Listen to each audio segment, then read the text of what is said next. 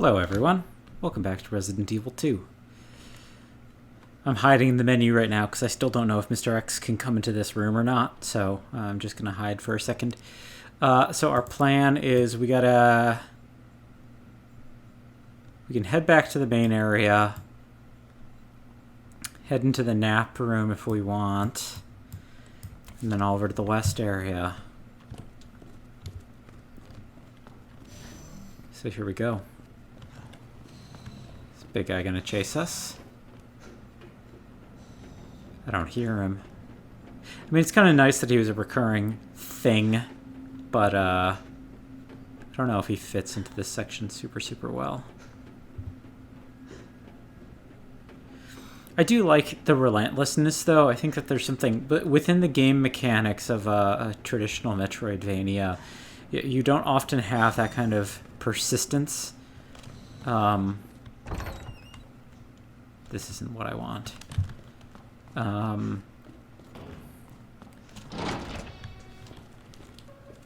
don't know if liquors spawned in here, so I'm gonna take this easy.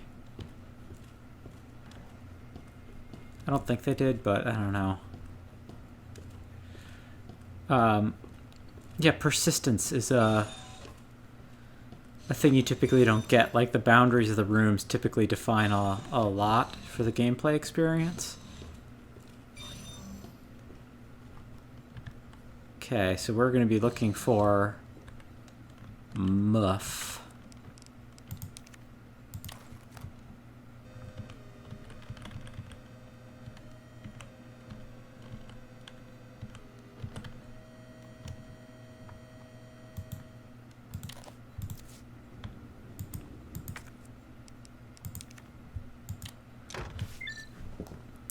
So having this character who kind of like breaks the rules, or not even breaks the rules per se, so much as he, oh, thank you. He actually plays the game by the rules you normally play the game by. Sorry, dude. Wayne Lee's note. Dear God, blood everywhere. What the hell's happening? They're all dead. All dead. It was those men in black, USS Headquarters Special Forces. But why? Isn't it their job to protect us? I misspoke on there. Anyway. White brains in a sea of red. This can't be happening. Dear God, why? Didn't everybody say I was a genius? A genius like me can't die in a place like this. I always got results. They're screwing me. Well, maybe I'll screw them. I'll win a Nobel. I'm a hero, a genius, a god. I will not die. I will... Not so much, buddy. Sorry. What was the... Was that it? I thought I was getting a... Huh. I thought I was getting, like, a key card from him. Never mind. Do I want...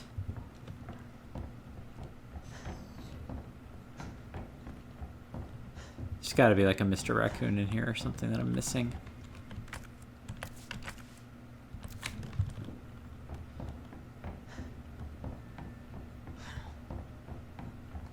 What am I missing?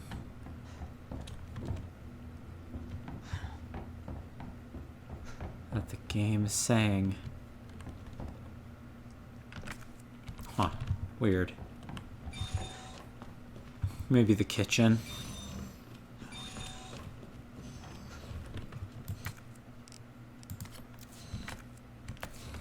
Okay, there we go.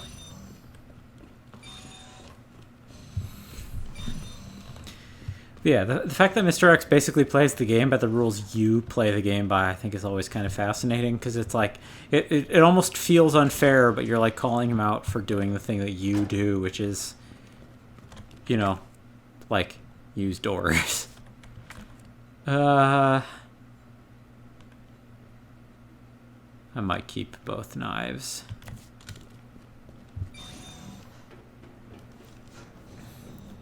His relentlessness, though, I think helps to kind of underscore the viral theming in the games.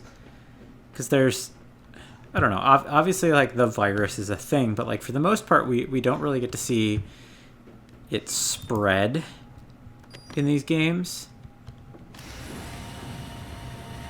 Hopefully the G samples.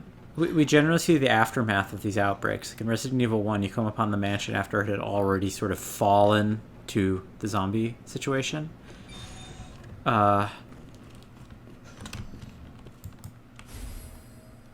Lab digital video cassette. Cool. Oh, and a grenade, thank you. I don't remember if there's zombies in here or not. We do have os.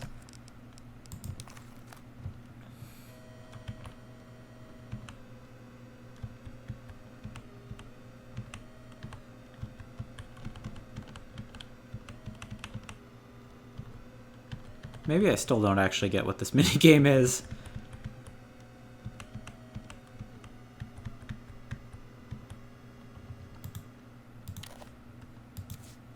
I don't know. Whatever.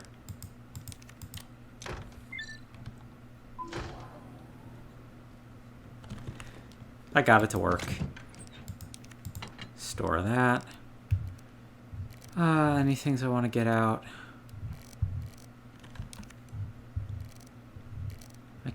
I don't really have anything to make more bullets.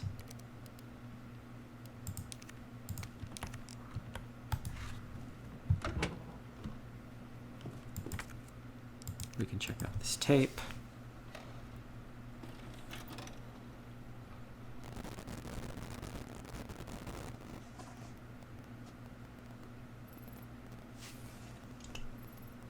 Eyes on the G virus. We're going in.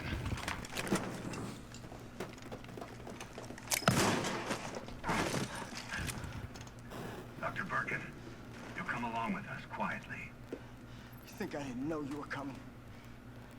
This is my life's work. I'm not handing over anything. We have our orders, Dr. Birkin. I'll ask you one more time. Hold your fire!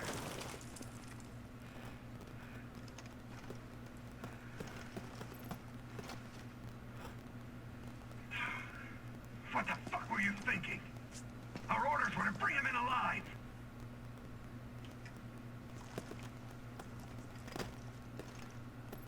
We're in, sir. But we had a snafu. Target resisted. We had to take him out. That's correct, sir. Roger that. Just the samples, then. Let's move.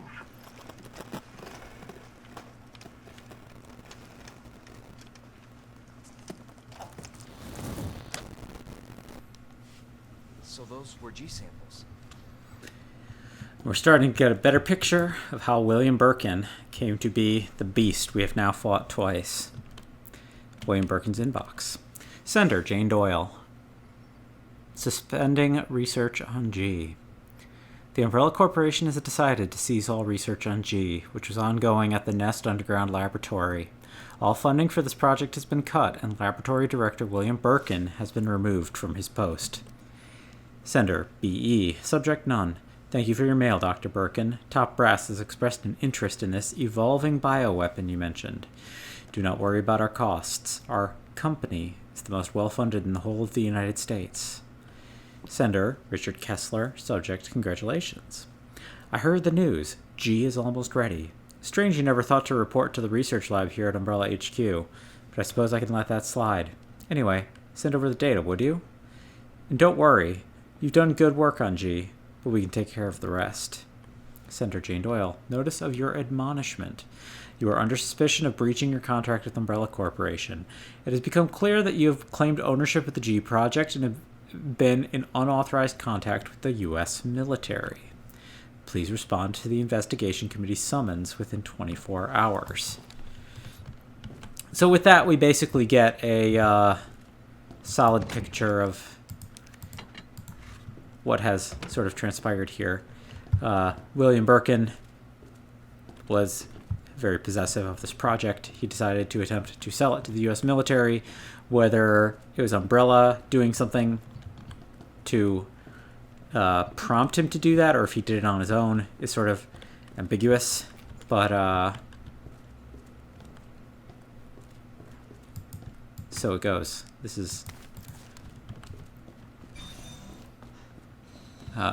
what resulted in him injecting himself with the virus in a last-ditch effort to either save himself or possibly just get revenge.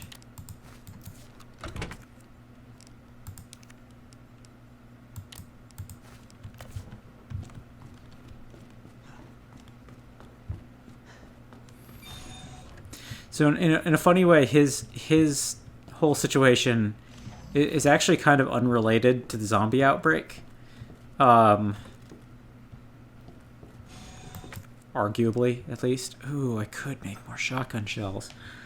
Do I even want to do that, though? I'll take that. Wouldn't be bad to have a few more. You know what? Actually, no. If we get another high-capacity gunpowder, we could make magnum shells with it, which will be nice for the last boss battles. Sterilizing time. Also, maybe a callback to the Paul Anderson films. Paul W.S. Anderson.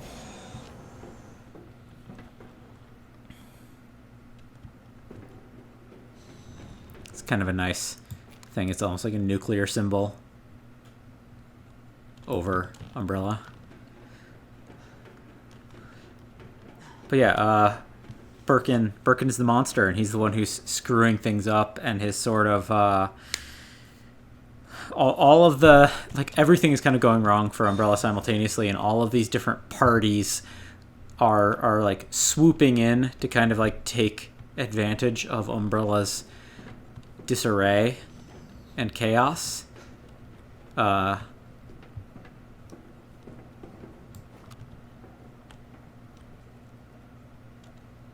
Can't really tell what that is.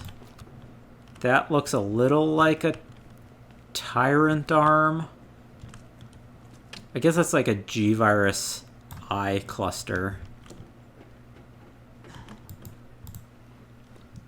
Huh. That was easy. All right, now back to Ada. Is there anything I can do with these computers? Research diary. Embryo growth observations. After the G embryo was implanted in the subject, we made a 50-centimeter incision from the chest to the abdomen and began our observations. 50 centimeters, that's huge. For my American crew, that's about 20 inches. It's a little bit less. Well, yeah, 20 inches would be a little bit more than 50 centimeters, but it's pretty close. We made a 50-centimeter incision from the chest to the abdomen and began our observations. With the help of our medical team, the subject's consciousness level was kept between 15 lucid, GCS 10. However, the subject's consciousness level deteriorated and further observation was deemed unnecessary. The subject was disposed of. Breeding rate observations, subject 501.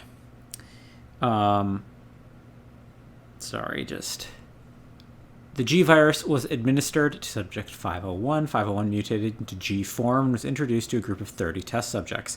After 2 hours and 36 minutes, it was observed that all but one of the test subjects had been implanted with an embryo. All subjects were disposed of. One subject broke down during the experimentation and took their own life.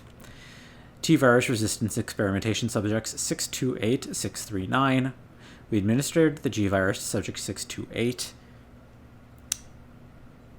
who had shown slight resistance to the T-virus. The virus was then introduced to subject 639, with whom 628 had a close relationship. 628 showed some signs of resistance, but had been implanted with an embryo after 24 minutes. The T-virus resistance does nothing to stop the mental deterioration caused by the G-virus. Okay, so we're actually getting into a we're getting kind of into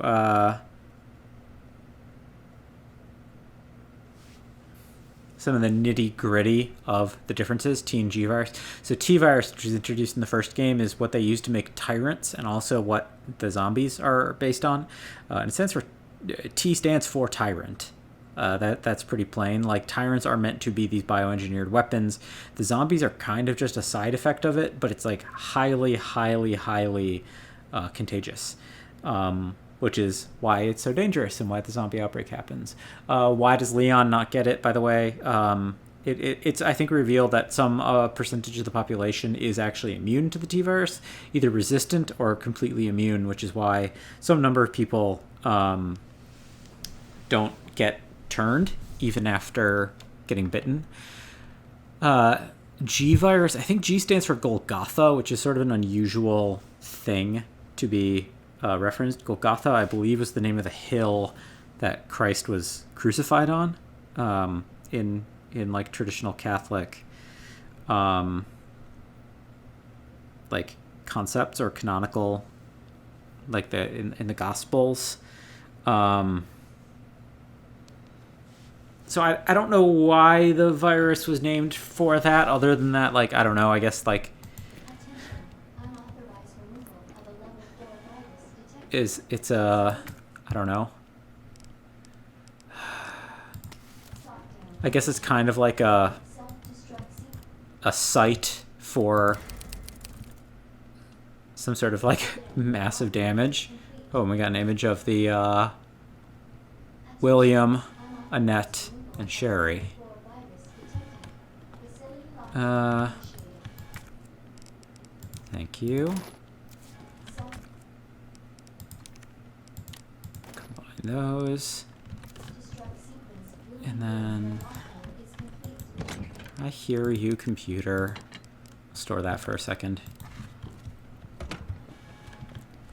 I hear you, computer. Oh wait, do I have any grenades? So I could make more bullets. I do not have any more grenades. Okay.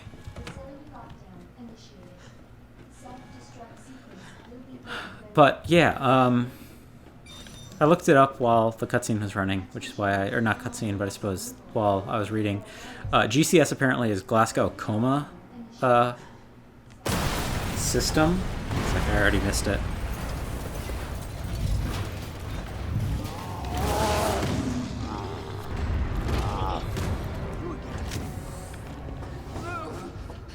He's mine. This has to end. What the hell's going on? Sorry, William. You left me no choice.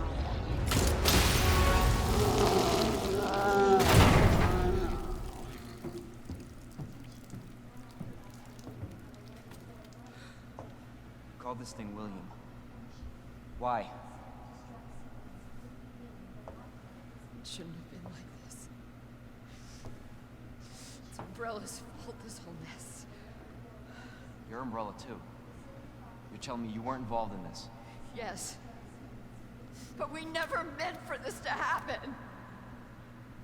Then tell me everything. Right from the start.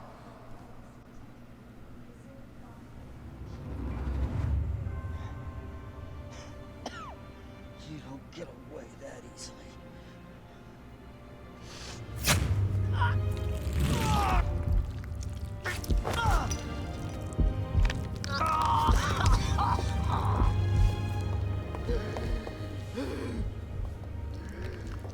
Good God, William. What have you done? So you made this monster. We made the G-virus, but we never intended this to... Spin it any way you want. You're still responsible.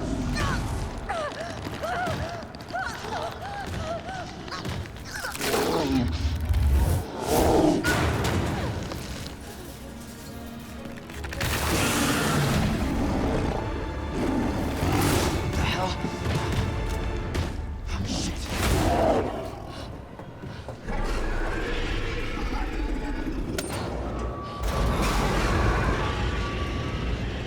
What are you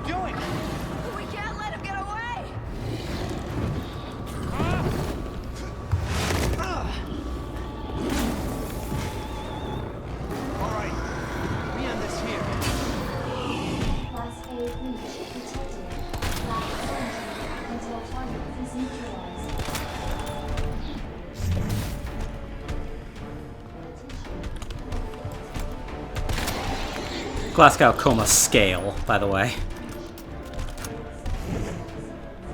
I found on Google some kind of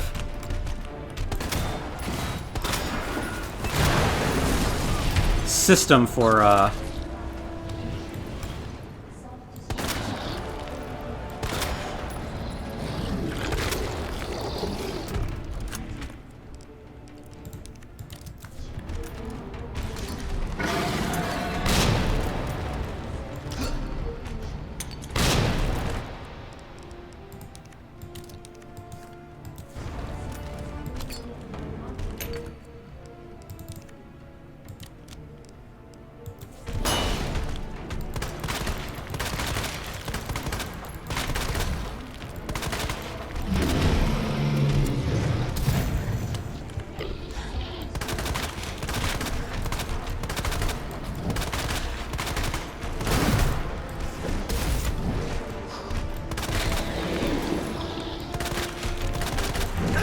Ow.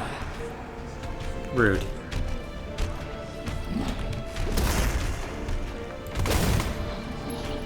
Come on.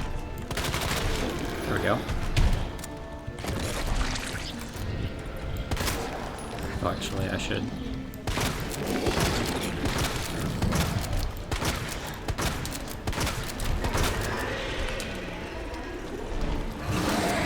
He's got to be getting low.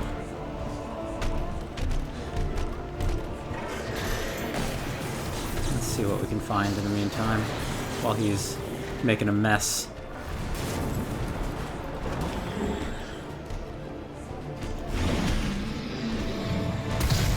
Ow. I was in range of that, apparently.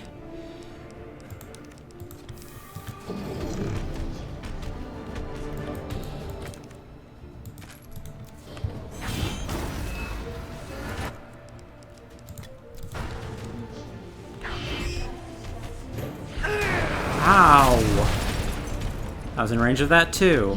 I mean, I got hit by it. I wasn't just in range of it.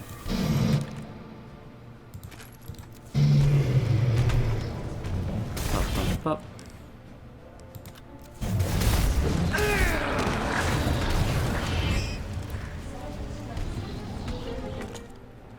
Oh, wrong thing.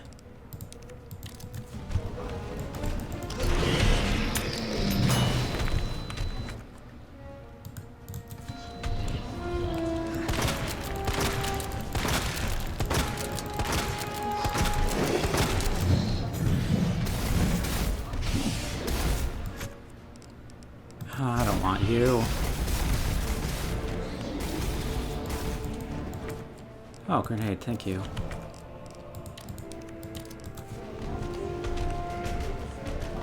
Where'd he go?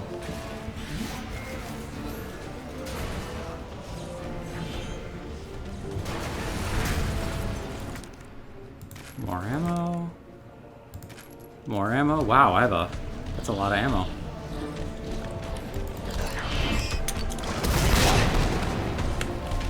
I guess I have to use my other healing item. I wanted to save that.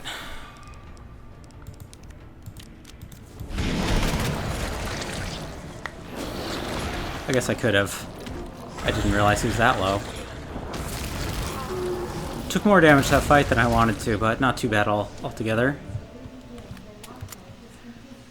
That's just burner fuel. Another grenade. So yeah, the Golgotha virus like causes these crazy spontaneous mutations, and I'm not sure if you could like really see in his design or not, but it's like he grew another head from the injection site. Like, it's not that he was getting mutated, it was almost like his biomass was being used as like an incubation site for whatever the essence of G virus is, was growing out of him. And it is spontaneous, and it leads to kind of like crazy uncontrolled mutation, which is why it keeps evolving. One of the things though about G virus that makes it, well, we'll continue in a second. Jesus. That Believe me. Talk about what you said. You know how much I believe. Just tell me you'll destroy that G sample. No, it's evidence. It's going to the FBI. You trust that bitch? What's that supposed to mean? She's not FBI. She's a mercenary. She's gonna sell it. G-Virus is gonna go to the highest bidder. That's bullshit. I hope you're right. But if the G-Virus gets into the wrong hands...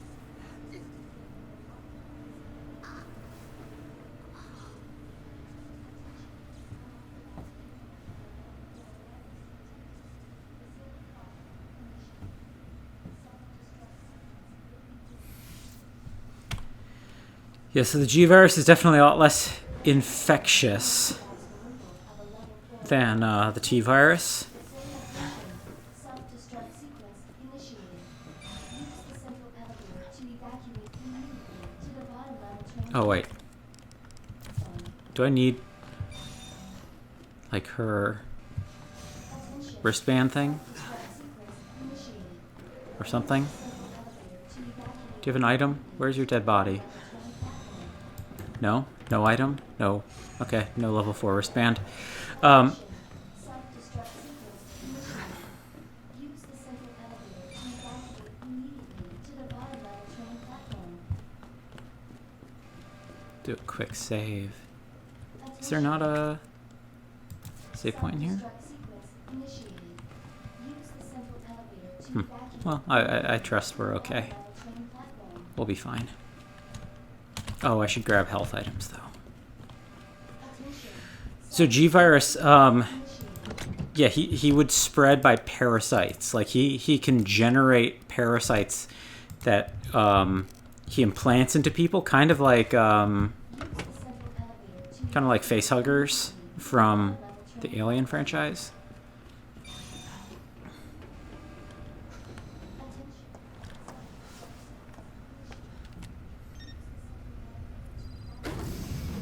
Oh, neat. I was just thinking about you. That makes 2 of us. I was getting worried. No, we make a good team. I gotta ask you something. Way's clear. Please, tell me you got it. Oh, I got it. Let me verify the G sample and we get the hell out of here. Before we do that, I ran into Annette. She claims you're not FBI. Oh, Leon. Why couldn't you just hand over the sample? Because I realized, as much as I wanted to trust you, I didn't. I really hoped it wouldn't end up like this. So that's all this was. I was just some pawn to you, Look, I'm just doing my job. and I'm doing mine, so drop that damn gun! I'm taking you in. Hand over the sample, Leon. I don't want to hurt you.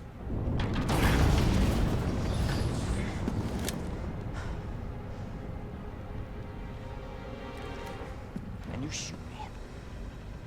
But I don't think you can.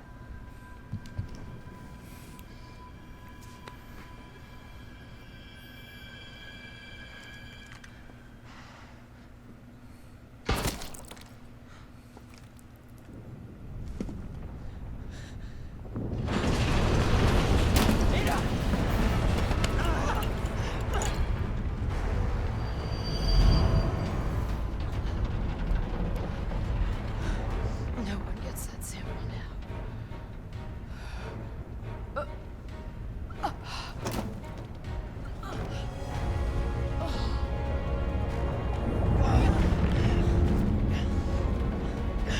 Hold on. I think I can.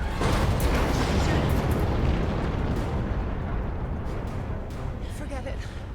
Shut up, I've got you. It's not worth it. Don't do this.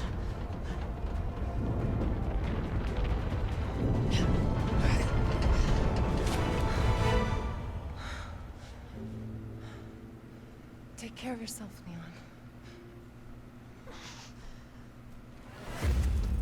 No!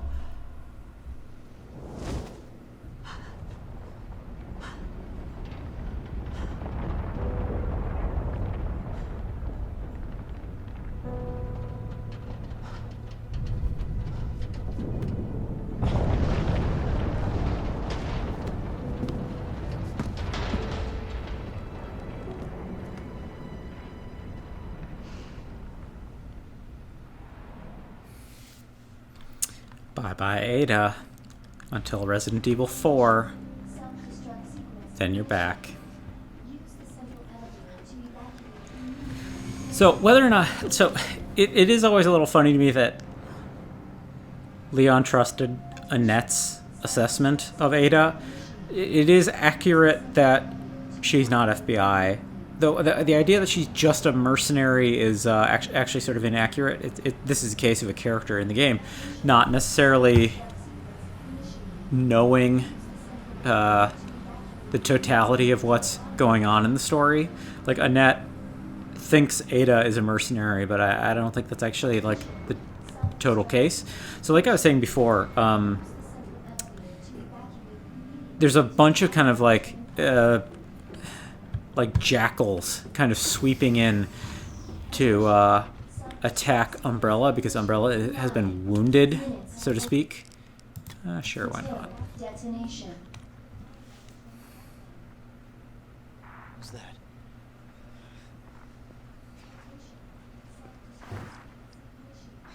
It's Claire. Claire! Leon? You're down here too! Yeah, but the whole place is coming down. Listen to me. You need to get out. Fast. Yeah. There's a way out. We can make it. Where are you now? Claire, are you still there? Leon? Hey, Leon, you're breaking up. Forget about me. Just get out of here. Damn it.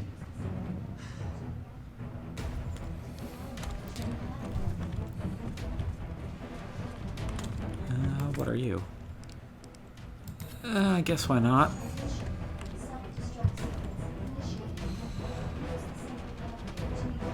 Oh, and we do get to save. Lovely. Real quick. Click, click.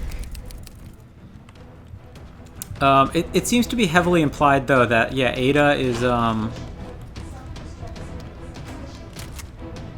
is not a mercenary, per se.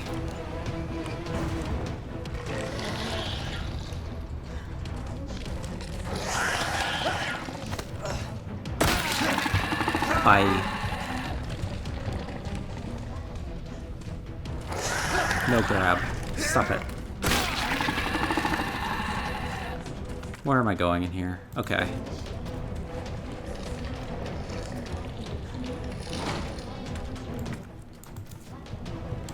Uh... 8 minutes until detonation.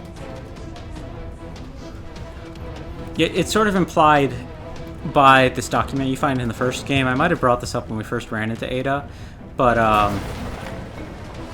oh, you. Ow. Stop it.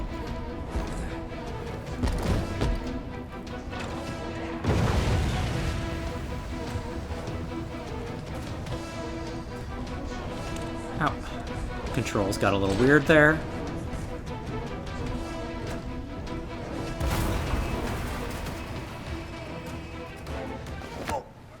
Here's our guy. Big boy's back. Well, maybe. That's a whole other thing we could bring up.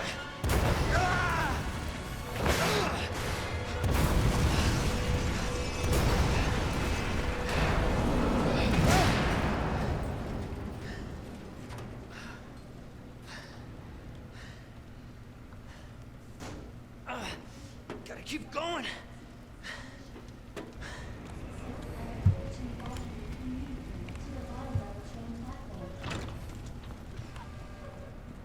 That might actually not be the same Mr. X, potentially.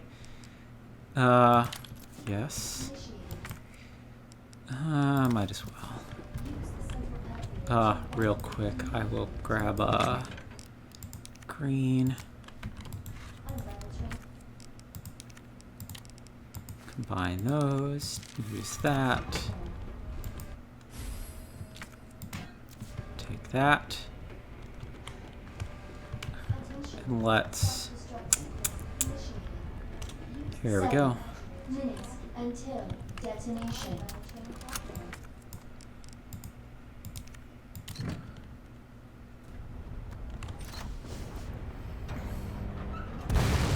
It's implied, I think it's in the original Resident Evil 2, that there might actually be multiple Mr. X's running around. These, like, perfected tyrants or trained tyrants or whatever.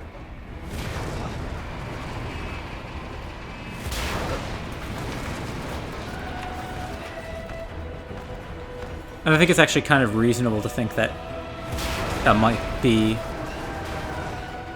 why this guy shows up. In Claire's campaign, you actually see one kind of get killed, I guess, arguably.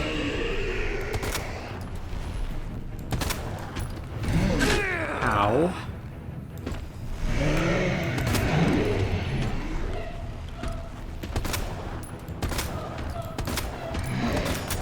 Oh, missed one.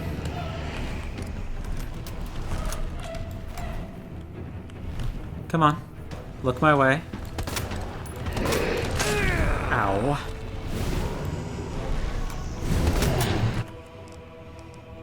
Okay.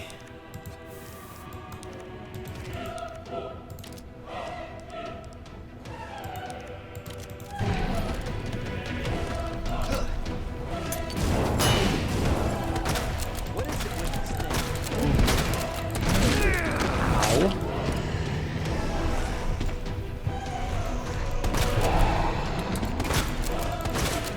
Just gonna lay in as much as we can. It's another healing item time. I think we're... Oh, no, actually not yet.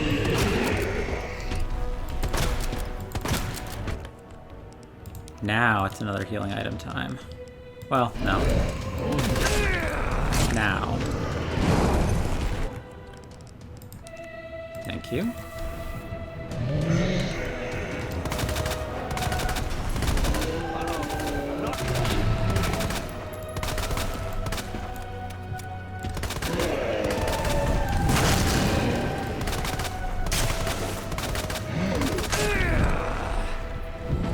Being a little cavalier with how much damage I'm taking.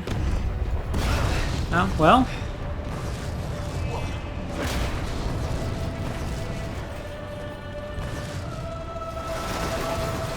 No, we got him to the final stage. Nice. We'll call it even. And Ada lived. Where did this thing go? It's an anti-tank launcher, which I think is hilarious. Let's just make sure we don't die before we can use it.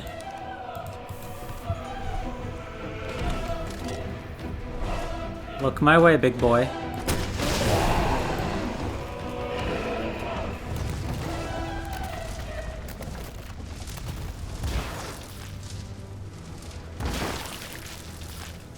There he goes. Bye-bye, Tyrant. So in Claire's campaign, you also see one get killed, and there's a lot of weird... At the bottom level. There's a lot of weird discrepancies between the two campaigns that sort of potentially make it so that the two can't coexist. But I don't think that's one of them, even though it sometimes gets cited as one.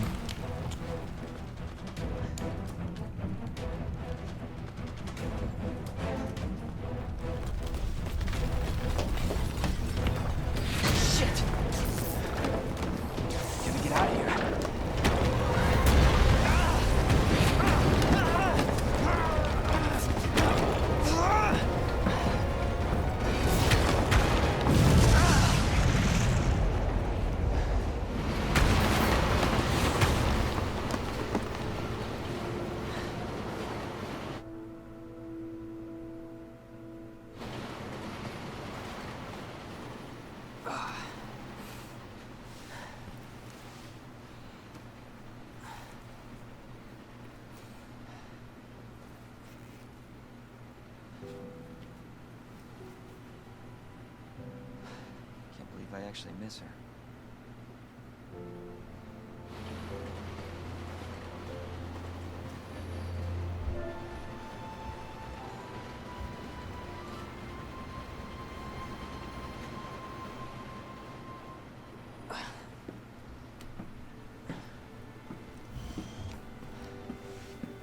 Leon? Hey. We made it. Just like I said we would.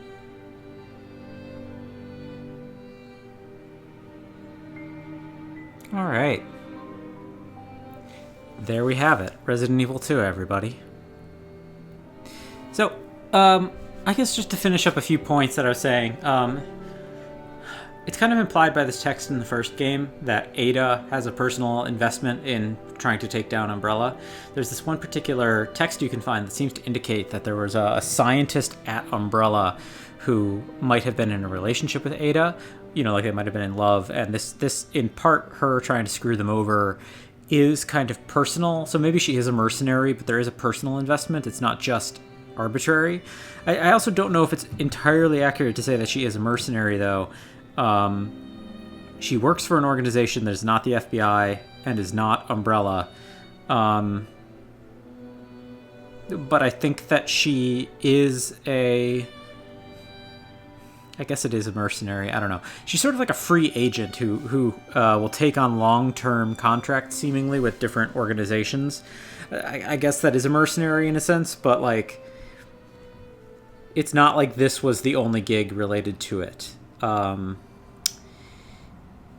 There's this thing, she kind of keeps coming back, and it seems to be implied she was doing this as part of corporate espionage, trying to ruin Umbrella by a rival of Umbrella.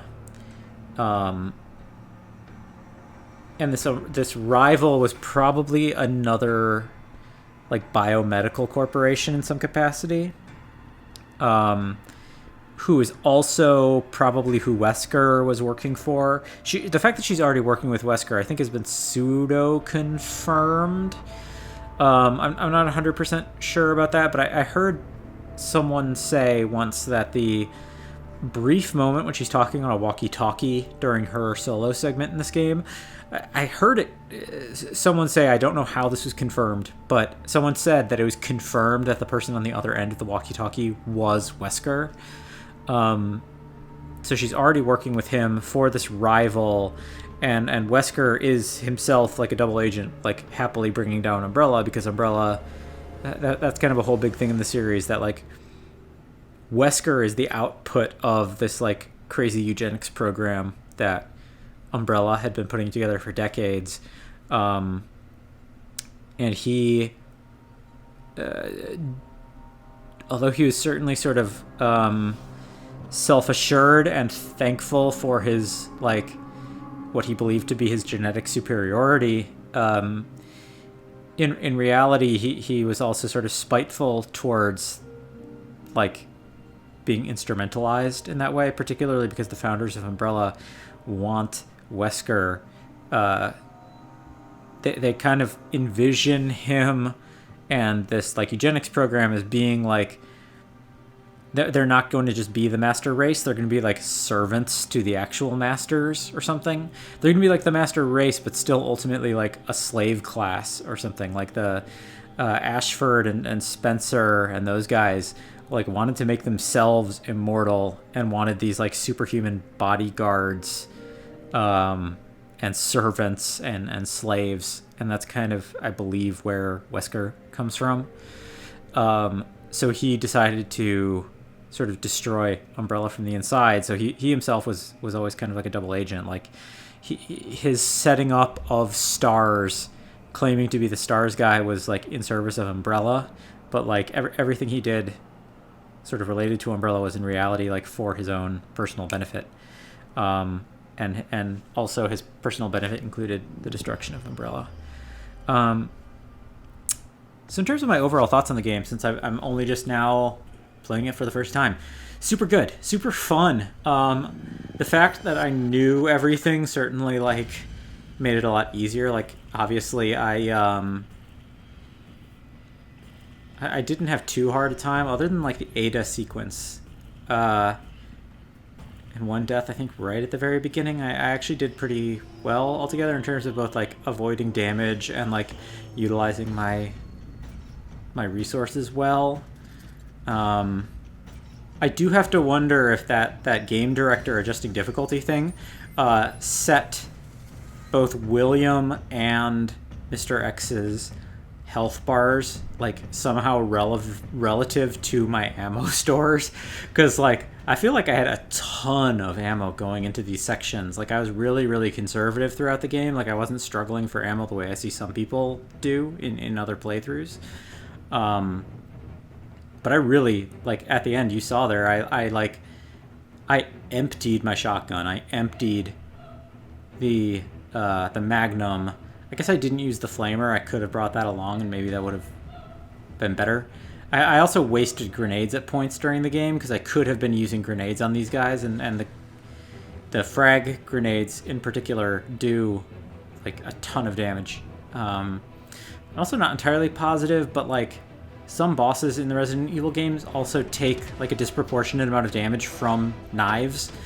So maybe if I had attempted to do some knife swings on these guys, it would have been faster. I think at least, I don't know if that's the case with Mr. X, but I believe the William Birkin fight at the end, like slashing his chest eyes with a knife, is supposed to be like a really efficient way to take him down, particularly on PC. I think that there's something where it's like if you're playing the game on capped, like your damage maybe has to do with how many frames of contact you have. So like if you're playing at an ultra high frame rate, you could like do, you know, 8 or 10 times as much damage with the knife slash as what you're supposed to.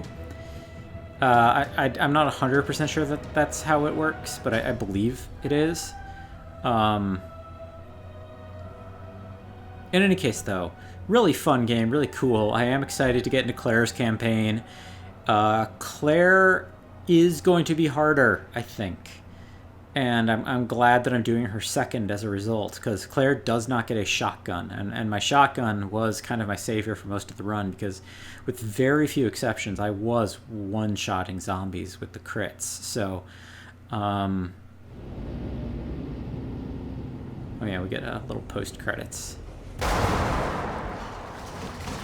There is sort of going to be an epilogue when we complete Claire's section. B ranking, not great. A lot of that I think has to do with number of saves. If I ever feel like I want to get into challenge runs, I feel like I felt good enough about this run. I feel good enough about this run that I bet I could do... I bet I could do something like a run about half this length with like 10 saves total. Maybe not even that. Like I could get really risky and go higher, but like I think I could break up the game. Like I think I could do the entirety of the police station, the entirety of the first stage of the police station without saving.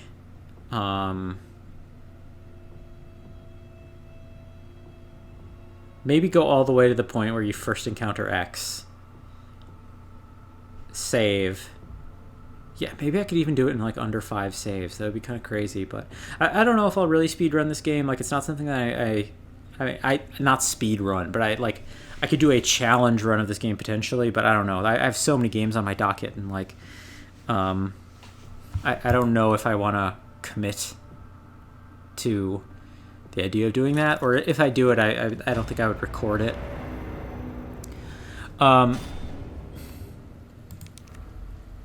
New game second run has been unlocked. Select another story from the main menu. The ending in certain parts of the game are different in the second run scenarios. So I mentioned all the way back in the first video, I believe, that there is this thing where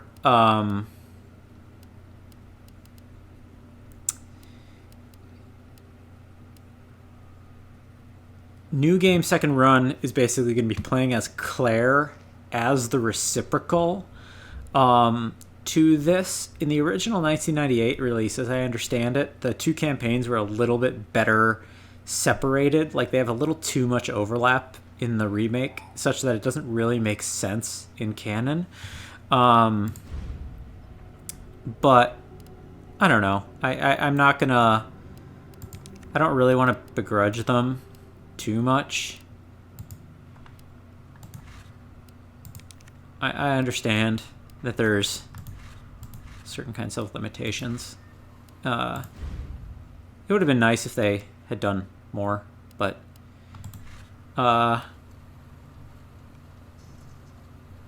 you know, that I guess I don't really want to review the game on what it could have been, and instead I think it's more appropriate to review what the game is. And I really enjoyed that first playthrough. I do wish I kind of had experienced this game without having watched Let's Plays. But, you know, there's only so much time. I didn't think I was ever going to get around to it. So I'm glad that I kind of had the excuse to with this Let's Play channel. And I said I will get into the Claire campaign. As of the time of recording this, like, Resident Evil Village comes out this week. Like the week that I'm recording this particular Let's Play.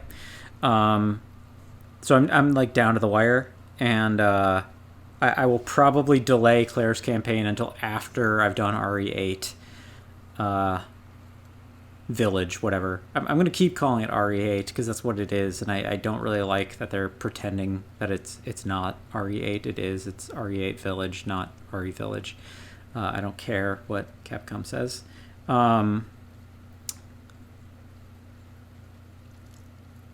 So, you know, I hopefully all of these will definitely be up. All of them will definitely be up before I have a chance to play Claire's campaign. So hopefully you've listened through this, and if you leave any comments on things that I missed about the Alice in Wonderland symbolism or through the Looking Glass symbolism, any particular cultural references or things that you feel like you don't ever hear people talking about, I would love to talk about it more. And I think maybe going into Claire's campaign, I'm actually going to construct some more notes, because I feel like I went into the RE7 playthrough with more that I knew I was going to say, and I didn't necessarily prep as well going into this one, and I feel like I might do a little bit of more prep before I go into the Claire campaign, because I do think that there's something to be said about more about the history of the genre, zombies in film, in media in general. Well, something that kind of struck me that I'll talk about maybe more when we go back to Claire's campaign is this idea that, like, this Resident Evil 2, even going back to the 90s, as this, like, urban zombie film, or urban zombie story, I should say, it wasn't a film, really was kind of like a, not necessarily a novelty, but like video games were the space where it could be rendered most believably in some capacity, even though, like, the graphics on the PS1 were quite primitive. Most zombie films don't take place in urban environments. It's too expensive. It's too difficult to do that. So I think that there was a kind of, like, peculiar ambition to the original Resident Evil 2, and I think we can maybe talk about that more, maybe talk more about the history of the zombie genre. I will maybe brush up on a few films that have come to mind over the course of this playthrough, because I do think that there's things that were influenced by Resident Evil 2 and things that maybe influenced Resident Evil 2, and I would love to speak on it a little bit more. But I hope you enjoyed this playthrough. I hope it was, like, maybe a slightly more chill run through this game than some other Let's Plays, which can be quite stressful. So, you know, that's one part of what I'm trying to do with some of these, is because I know these games, I can maybe go through them in a way that, like, there's not going to be as many jump scares or whatever, and I can make you aware of stuff in advance, so we can kind of enjoy it without it necessarily being too tense. So we'll see how Resident Evil 8 goes, because that one I'm going into completely blind. So anyway, thanks so much for watching, everybody. As always, we'll see you soon for Resident Evil Village. We'll see you later for the Claire B scenario with this game. And in the meantime, it's spring. Get some fresh air if you can. You know, Get vaccinated if you haven't. If you can, get a vaccine. Go outside. It'll be great. Trust me. We all deserve it. So, speaking of viruses, I guess, let's appreciate living in a post-viral world. Not post-viral, but you know what I mean. Anyway, take care, everybody. We'll see you soon.